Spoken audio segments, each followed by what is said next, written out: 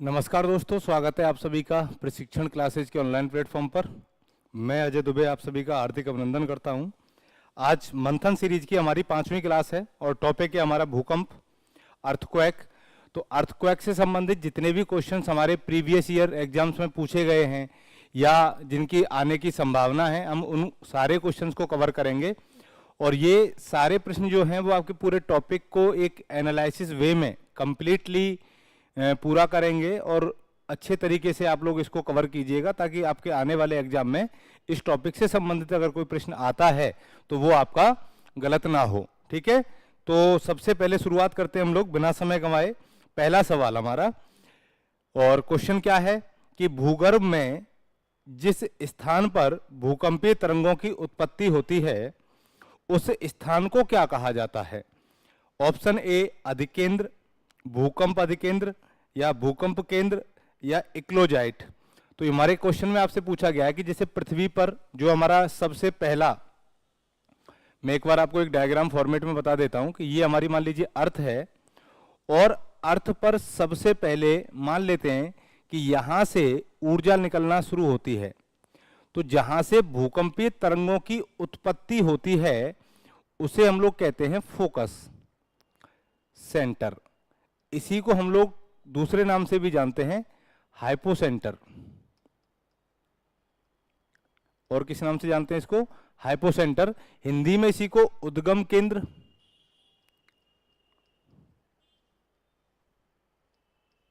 या अवकेंद्र के नाम से जाना जाता है।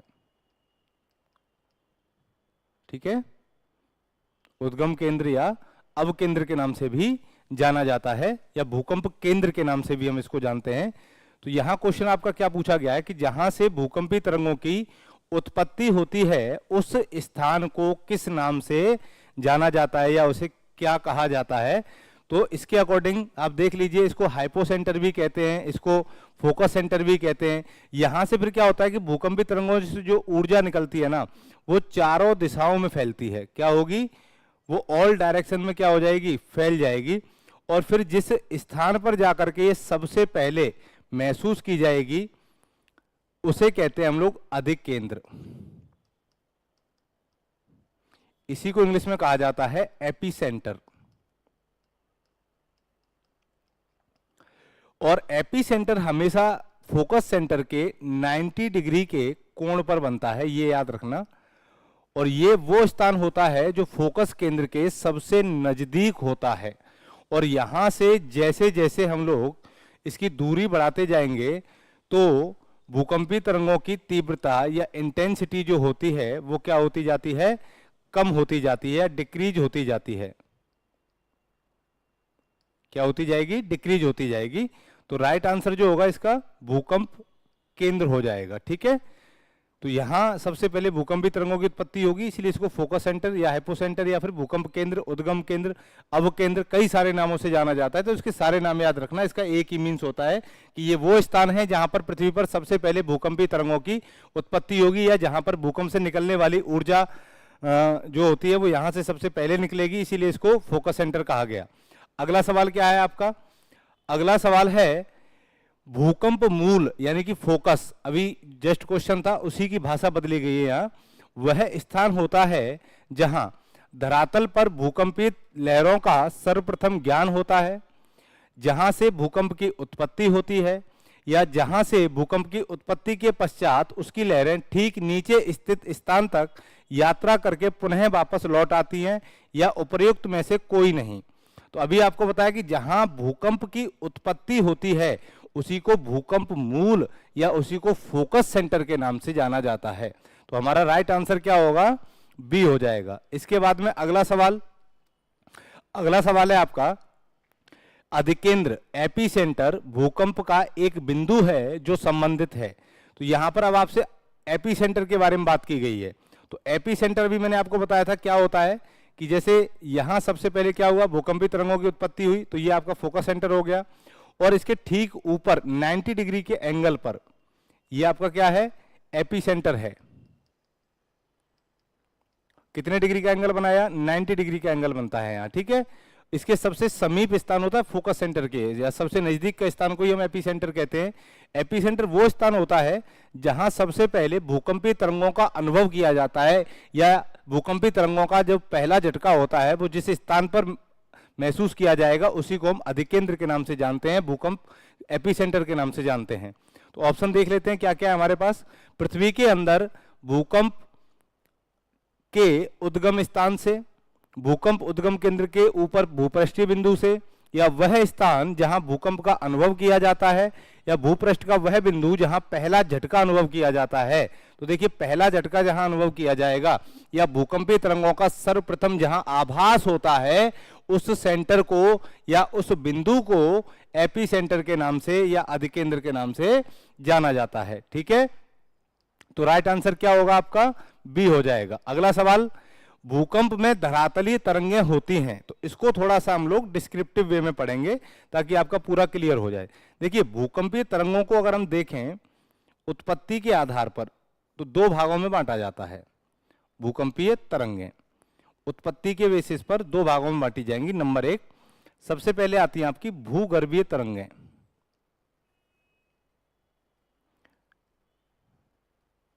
इन्हें ही हम लोग इंग्लिश में बॉडी वेव्स कहते हैं,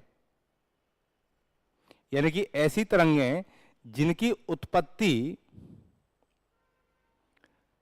पृथ्वी के भूगर्भ में होती है, उनको हम क्या कहते हैं, भूगर्भिक तरंगें कहते हैं। और दूसरी होती हैं आपकी धरातलीय तरंगें, इन्हीं को हम भूपृष्ठीय तरंगें भी कहते हैं।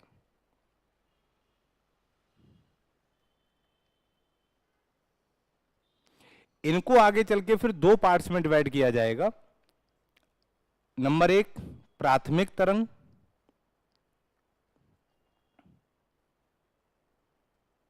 और नंबर दो, द्वितीयक तरंग।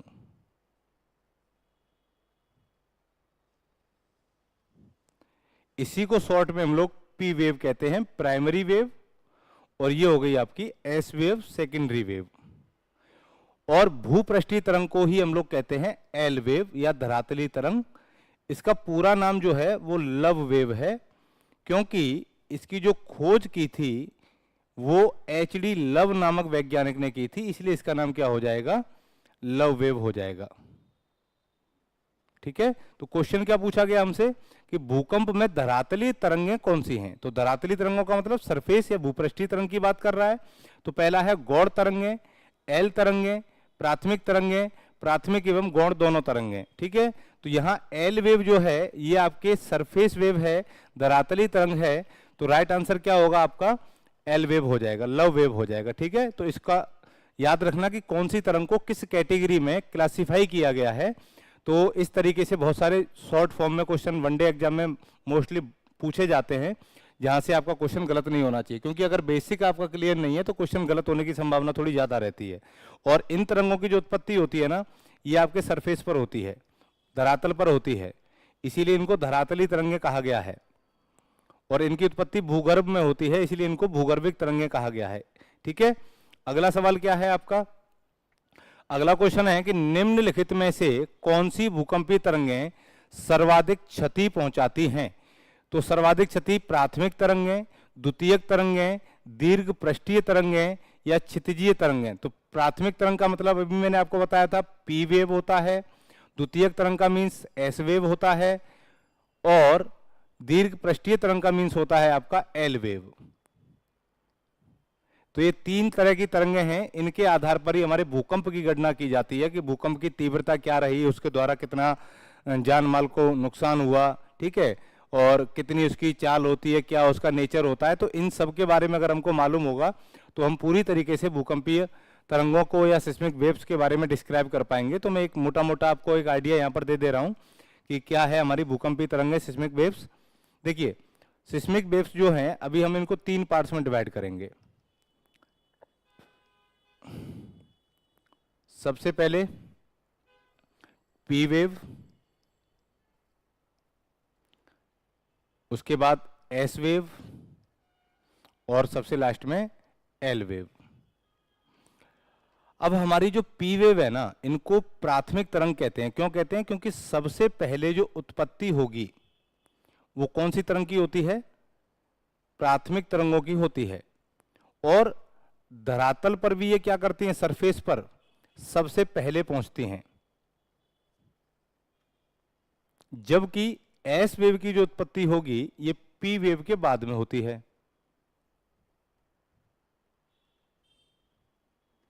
और धरातल पर भी ये किसके बाद पहुंचेंगी? पी के बाद पहुंचेंगी।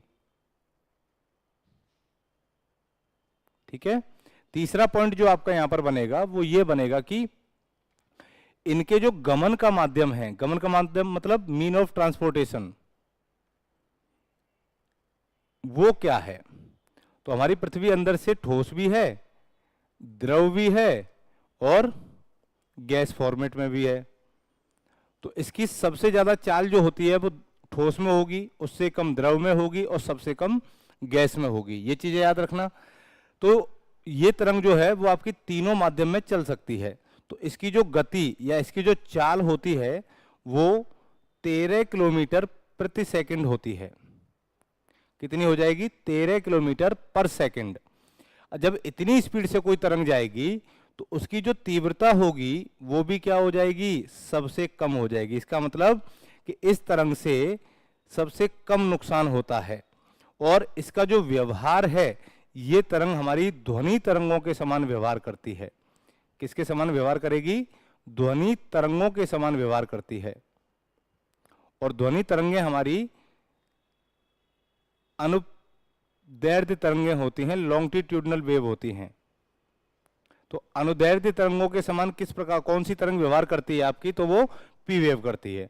अब एस वेव का जो गमन का माध्यम है वो केवल ठोस में चलती है। इसका मतलब जैसे ही पृथ्वी में द्रव और गैस फॉर्म आएगा वहां पर एस वेव विलुप्त हो जाती है, इसका प्रभाव दिखाई नहीं देता है।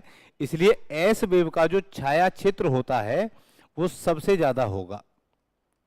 इसका शैडो जोन क्या बन जाएगा? सबसे ज्यादा बनेगा। और इसकी जो गति होगी या इसकी जो चाल होती है वो 6 किलोमीटर पर सेकंड होती है। तो इसकी तीव्रता भी किससे ज्यादा हो जाएगी? पी से ज्यादा होगी। पी से अधिक, एल से कम। और इसका जो व्यवहार है ये प्रकाश तरंगों के समान होता है। किसके समान होगा? लाइट वेव के समान होगा, यानी कि अनुप्रस्थ तरंगों के समान, ट्रांसवर्स वेव के समान होगा। ये एस वेव की बात हो गई। अब बात करते हैं एल वेव की। तो एल वेव जो है इसकी जो चाल होती है ना ये 1 किलोमीटर पर सेकंड होती है। और एस वेव की खासियत यह है कि ये आगे पीछे धक्का देते हुए चलती है।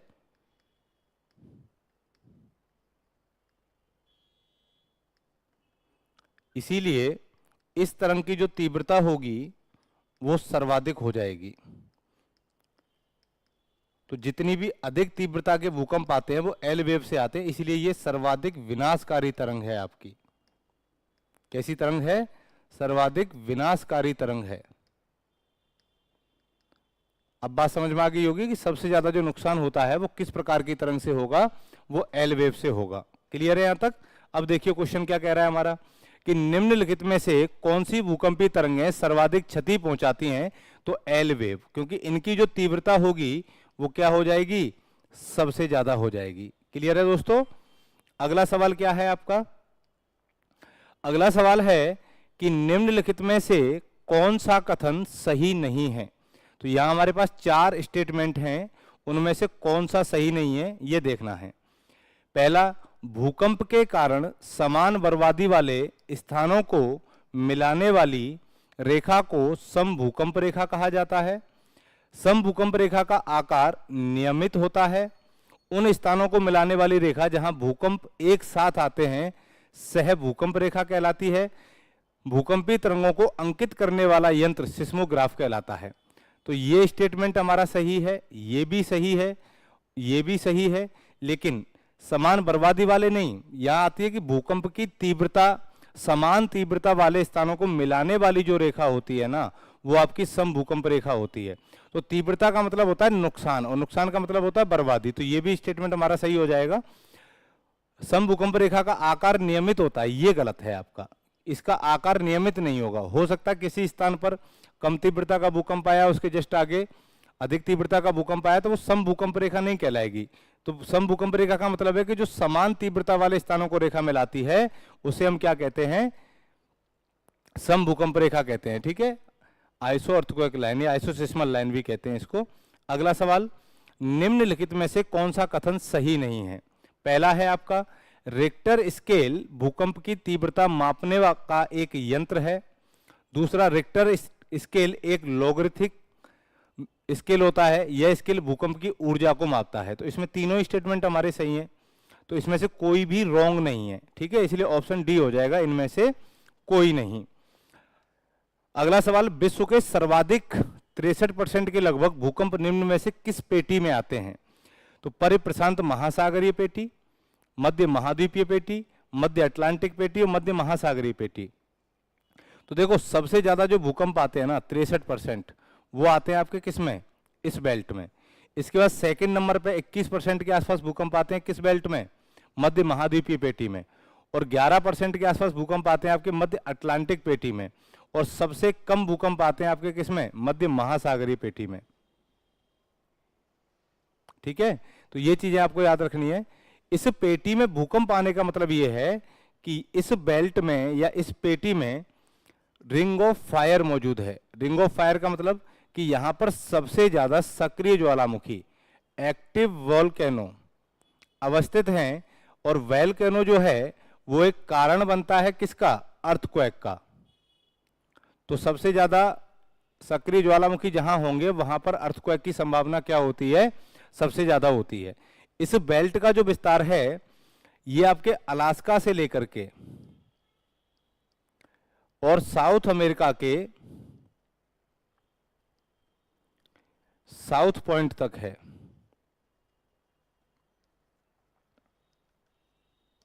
ठीक है, ये याद रखना।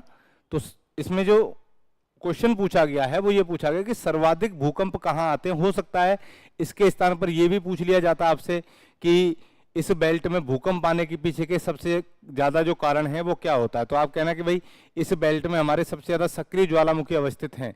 तो जहां पर सबसे ज्यादा एक्टिव वोल्केनो होंगे जिनमें इरप्शन बार बार होता रहेगा, तो भूकंप ज्वालामुखी जब विस्फोट होता है तो उससे आसपास के क्षेत्र में कंपन पैदा होता है और वही कंपन आपका भूकंपी तरंगों को जन्म देता है जिससे भूकंप की उत्पत्ति होती है। तो ज्वालामुखी विस्फोट भूकंप आने का एक कारण भी है, जिसकी वजह से क्या होता है कि लगातार इस बेल्ट में सबसे ज्यादा भूकंप की उत्पत्ति होती है। इसके बाद मध्य महाद्वीपीय पेटी जो है, यहां भूकंप आने का सबसे बड़ा जो कारण है वो ये है कि इस पेटी में जो प्लेटें हैं उनका अभिसरण होता है, अभिसारी संचलन होता है। तो वहां अभिसारी संचलन के कारण दोनों जब प्लेटें एक दूसरे की तरफ मूव करती हैं तो बीच में जो सेडिमेंट्स होते हैं तो वो क्या होते हैं, उनमें फोल्ड आ जाता है। तो वहां फोल्डेड माउंटेन की फॉर्मेशन हो जाती है या मोरदार पर्वतों की उत्पत्ति होती है।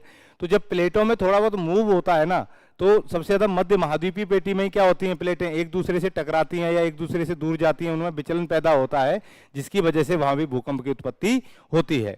ठीक है, तो ये प्लेट टेक्टोनिक की वजह से यहां पर भूकंप सबसे ज्यादा आते हैं।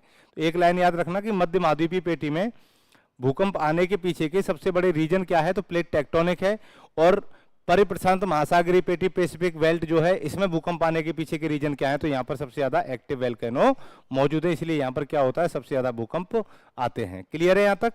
अगला सवाल क्या है आपका, भूकंपों का प्रभाव महाद्वीपीय भागों के अतिरिक्त महासागरीय भागों पर भी पड़ता है और इससे महासागरों में भयंकर लहरें उत्पन्न होती हैं। इन लहरों को किस नाम से जाना जाता है?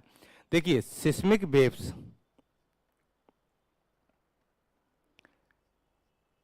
अगर इनकी ओरिजिन लैंड फॉर्म में हो रही है, यानी कि स्थल मंडल में होती है, तब तक इसको कहते हैं भूकंप। लेकिन जैसे ही उसकी ओरिजिन आपकी वाटर बॉडीज में होगी, वाटर बॉडीज का मतलब जल मंडल में होगी या समुद्र में होगी, तो यहां पर इसका नाम हो जाता है सुनामी।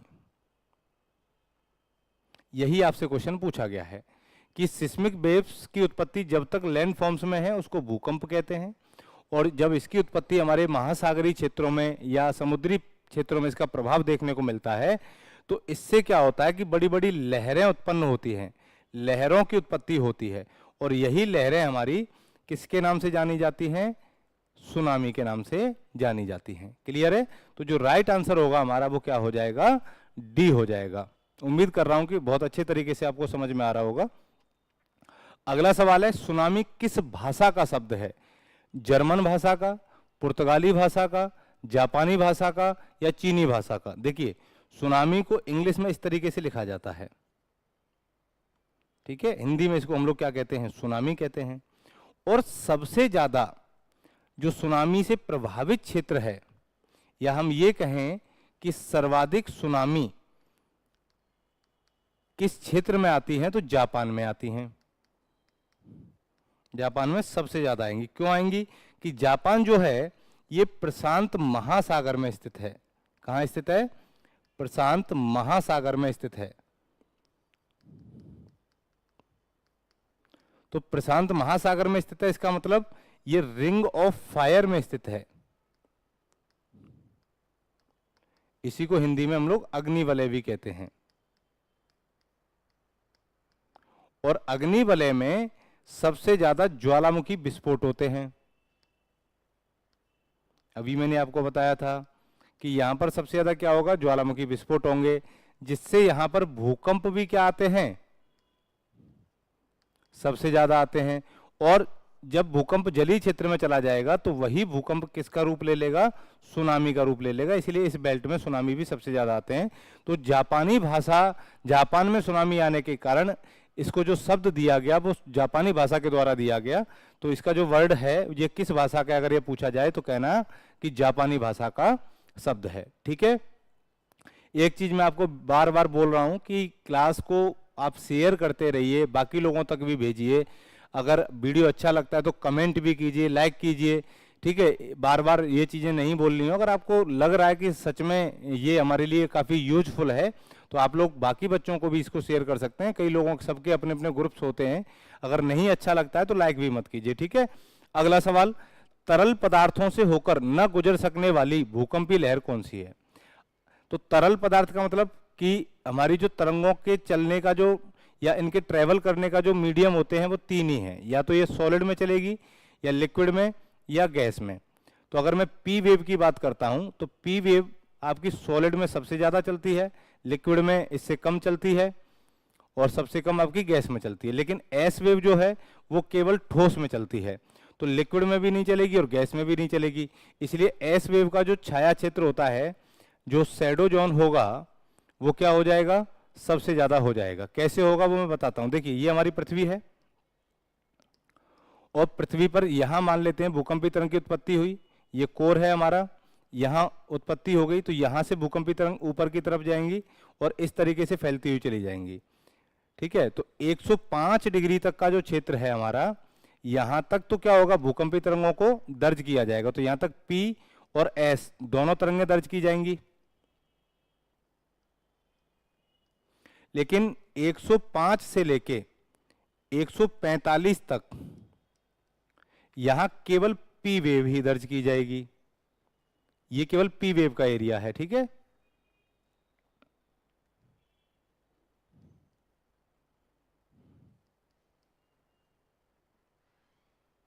लेकिन 105 से लेकर के यहां तक का जो क्षेत्र है, यहां तक एस वेव विलुप्त हो जाती है। तो ये पूरा का पूरा जो क्षेत्र है ये एस वेव का शैडो जोन बन जाता है। तो सबसे ज्यादा शैडो जोन जो है वो एस वेव का होगा। पी वेव कहां से कहां तक लुप्त हो जाती है? 105 से 145 के बीच में। उसके बाद एस तो मिलेगी ही नहीं। तो इनमें से न गुजर सकने वाली का मतलब है कि भाई इसके बाद या तो तरल क्षेत्र आ जाता है, लिक्विड एरिया आ जाएगा, या फिर गैसियस रीजन आएगा जहां पर एस तरंगें क्या हो जाती हैं? विलुप्त हो जाती हैं। इसलिए तरल पदार्थों से कौन सी तरंग नहीं गुजर सकती है आपकी? तो वो है आपकी एस वेव। अगला सवाल, रेक्टर स्केल का प्रयोग किसके मापन के लिए किया जाता है? तो हमारे सिस्मोग्राफ्स को दो भागों में बांट लीजिए आप। एक होता है आपका रेक्टर स्केल एक होता है आपका मर्केली स्केल। तो रिक्टर स्केल पर आपकी क्या की जाती है, भूकंप की तीव्रता मापी जाती है, और इसमें जो अंक होते हैं वो 1 से 10 तक होते हैं, और इसमें जो अंक होते हैं वो 0 से 12 तक होते हैं। याद रहेगा इतना। तो भूकंप की तीव्रता हम किससे मापते हैं, रिक्टर स्केल से मापते हैं, तो ऑप्शन सी सही होगा। अगला सवाल, सिस्मोग्राफ किसे मापने के लिए काम में लाया जाता है। वापस से वही पूछा गया है। अब यहाँ केवल एक स्केल नहीं दिया, इसमें पूरा सिस्मोग्राफ पूछ लिया है। तो भूकंपीय तरंगों को मापने के लिए किसका प्रयोग किया जाएगा, सिस्मोग्राफ का प्रयोग किया जाएगा। तो राइट आंसर सी होगा। अगला सवाल, समान भूकंपीय तीव्रता अर्थात समान बर्बादी वाले स्थानों को मिलाने वाली रेखा को क्या कहा जाता है। तो अभी हमारा लास्ट एक क्वेश्चन में स्टेटमेंट था ये, उसको हम लोग कहते हैं सम भूकंप रेखा, आइसोसिस्मल लाइन। क्या कहते हैं इसको, आइसोसिस्मल लाइन कहते हैं। तो समान भूकंपों को मिलाने वाली रेखा क्या कहलाती है, सम भूकंप रेखा कहलाती है। क्लियर है यहां तक। इसके बाद अगला सवाल क्या है, अगला सवाल है आपका, निम्नलिखित में से कौन सा एक एशिया के पूर्वी सीमांतों में, कहां का पूछा है, एशिया के पूर्वी सीमांतों में होने वाले भूकंपों का कारण बनता है।